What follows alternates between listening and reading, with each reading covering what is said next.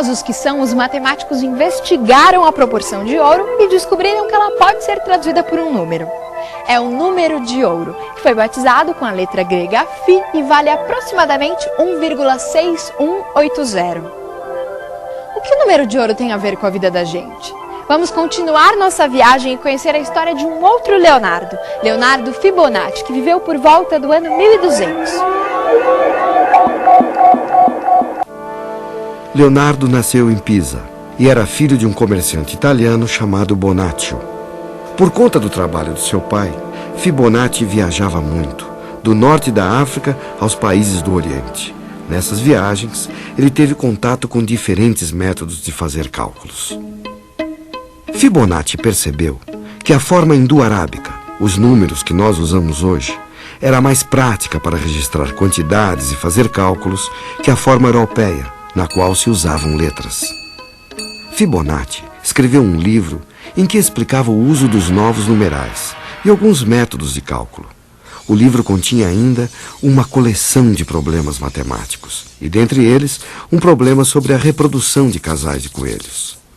Todos sabemos que os coelhos se reproduzem rapidamente. E como Fibonacci era matemático e não mágico, ele propôs a seguinte questão. Um casal de coelhos, eles procriam uma vez por mês. Esses filhotes levam 2 meses para crescer e geram um novo casal de coelhos. Ao longo de 12 meses, quantos coelhos serão gerados a partir de um único casal? Muitos. Uns 100 coelhos. Vou chutar, 40. Janeiro nasceu um casal. Fevereiro, mais 1, mais 2 são 3. Março. Pelo amor de Deus, tem que ter uma calculadora. Os problemas para a matemática não são problemas, são a razão de sua existência. Um problema é um desafio a ser solucionado, uma questão a ser resolvida. A matemática tem um caso de amor com o problema. Fazendo as contas dos coelhos, Fibonacci viu que no primeiro mês temos apenas um par de coelhos. No segundo mês continuamos com um par de coelhos, no terceiro mês já são 2 pares, no quarto mês são 3 pares, no quinto mês são 5, no sexto mês são 8, no sétimo são 13, no oitavo são 21, no nono são 34, no 10º são 55, no 11º são 89 e finalmente em um ano teremos 144 pares de coelhos. Ufa! O mais interessante disso tudo é que a solução desse problema é uma sequência de números que tem uma propriedade curiosa. A partir do terceiro termo, cada número é obtido pela soma dos 2 anteriores. Dá uma olhada. 2 é igual a 1 mais 1. 3 é igual a 2 mais 1. 5 é igual a 3 mais 2. 8 é igual a 5 mais 3.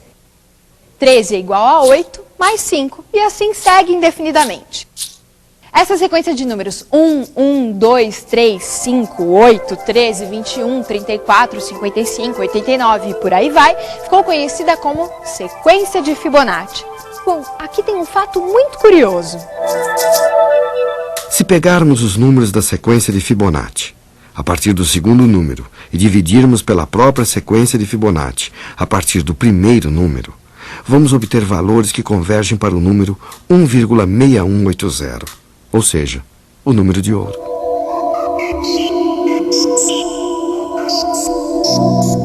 Mais curioso ainda é que algumas plantas e árvores crescem de acordo com a sequência de Fibonacci. Olha só, algumas árvores se ramificam de acordo com os números de Fibonacci. Embaixo um ramo, depois 2, mais acima 3, 5 e por aí vai. Será mesmo coincidência? Provavelmente não é mera coincidência que a natureza tem algumas sequências de números ou alguns números que são fixos em seus organismos. Então, por exemplo, eu sei dizer para você se uma planta é ou não da família do lírio, mesmo que essa planta venha do Japão ou do Nepal e eu nunca tenha visto, simplesmente por conhecer o número de pétalas ou o número de estruturas sexuais que essa planta tem. Então eu não sei exatamente dizer se a natureza sabe contar, mas sem dúvida ela segue alguns padrões matemáticos, né, dentro de uma organização que permitem com que a gente, como biólogo, reconheça esses padrões e possa lançar a mão deles para organizar essa natureza da maneira que a gente considera mais conveniente. Dentro dessa concha mora um pequeno molusco chamado Nautilus. E é ele mesmo quem constrói sua casa. À medida em que o Nautilus vai crescendo, ele vai construindo um novo quarto para morar.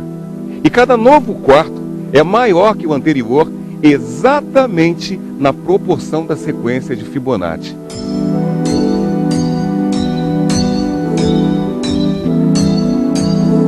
A espiral da concha do Nautilus tem uma propriedade interessante.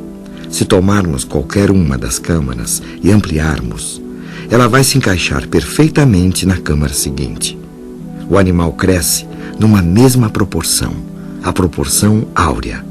E o mais impressionante é que se todas as câmaras forem aumentadas na mesma proporção, todas elas vão se encaixar nas câmaras adjacentes, e assim por diante.